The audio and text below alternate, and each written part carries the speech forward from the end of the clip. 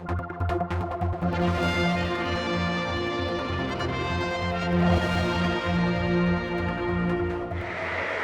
we're down at the QE2 school, we're in the gym, and as we do this, lots of children behind us are coming in, so any second now get very noisy. But Sam Murphy's with us.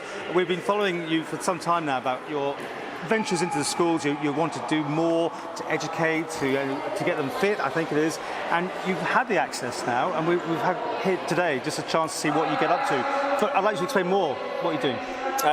Basically, I've been kind of waiting to talk about this for a while because the original idea I had a few months ago when I spoke to you seemed quite big at the time, and the idea that's actually happening now is even bigger than it was originally anticipated to be.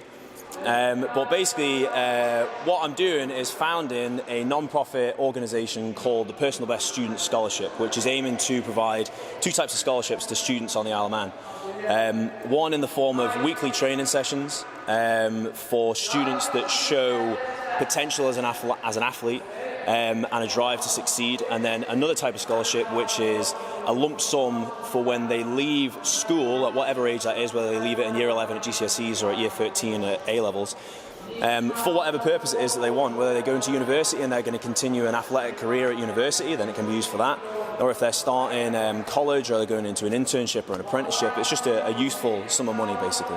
Okay, now today what's going on? Today we're doing the assessment procedure to figure out which students are going to be selected for the scholarship. At the moment we're looking at year 7, 8 and 9 across the whole of the Isle of Man in every secondary school, which is it's just over 2,500 students, so it's quite a big procedure. By the way, I think it's important to thank Dan Bonnet, Bronwyn Kineen and Sean Wilde, because they've been coming into the schools to do all these assessments, because when we're selecting them I have to remain objective when I'm looking at the students, because I need to be able to look at the data that we get and then choose students based on that data and not subjective feedback. Basically we've got this test going on behind us, which is a repeated sprint test. There's more to this one, I'll come back to it in a second. We've got 2 explosive power tests, which are basically jumping tests. And a measure of balance and how well the brain is kind of wired to the rest of their body. And they're really useful tests for predictions of athletic ability. But the main thing we're doing in here is what we've called as the fortitude test, which is the students, I'm not going to go into specifics of it, but we look at how willing they are to try regardless of how hard the task is. So if we want to find people that see a challenge and they think, I'm going to try anyway. Go the extra mile almost. Exactly, because that's what we're looking for. You're right, you can't talk about it here because it gives away what you're looking for basically. Exactly, yeah, I can't be saying that too much. But the main kind of interesting thing from this is that we're choosing the obvious people who are performing well at the physical tests and who are performing well at the psychological based tests.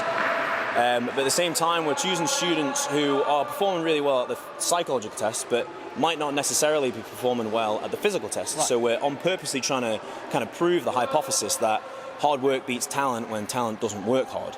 And so that's the real kind of take-home message from this scheme that I'm trying to get across. And the scholarship, what do they get out of it then? Well, they get the weekly training sessions if they're selected. At the moment, we're going to choose 8 students from each year group from each school. So it's 144 across the Isle of Man out of that 2,500 we were originally looking at. They get those weekly training sessions where we basically bring the gym to the school before school and we train them for the specifics of their sport, whether they have a sport or not, and just to improve their physicality and to kind of improve their growth mindset. We're trying to make people, the end goal is, the mission statement of this scheme is to reward students on their athletic ability, their drive to succeed, and their ability to inspire others regardless of their sporting background. So we're trying to make, at the end of this, 308 students on the Isle of Man, because that'll be 8 students from each year group in each school, all the way from year 7 to year 13. 308 students that are all within this really, really interesting environment where they're constantly motivated. 44 of those students every single year are going to be leaving, 44 more are going to be coming in. And those 44 leaving is basically to for them to go and create their own legacy and promote them and motivate them as much as we can to make the Isle of Man a better place at the end of the day. It's trying to invest in the future. Investing in children is investing in the future, isn't it? Well, it's very commendable because you're doing this, plus you're doing all your other weight training and all your other programs as well. Yeah, busy boy. I quite often get kind of, what's the word, hassled about the amount of things that I do off various people. I kind of effectively have several jobs that could be full-time, but you try and make the most of it. You know, it's one of those things, you got to make the most of your life and try and do as much as you can. Well, we're just seeing some pictures there of you doing some weightlifting. You're still doing that, are you? Yes, I am. I'm still doing that. I'm back into the kind of competitive mindset this year. Last year, I kind of focused a little bit more on business and focused on ideas like this, trying to create my own legacy, so to speak. But yeah, I'm back into the competitive environment this year to hopefully compete early next year and that sort of thing. Yeah. Well, we'll leave you to it, and I say you've got to keep slightly away from this thing, but it is interesting, I'm sure, looking around to see what you've got here to work with. Absolutely. I mean, I have to look at the raw data to pick objectively.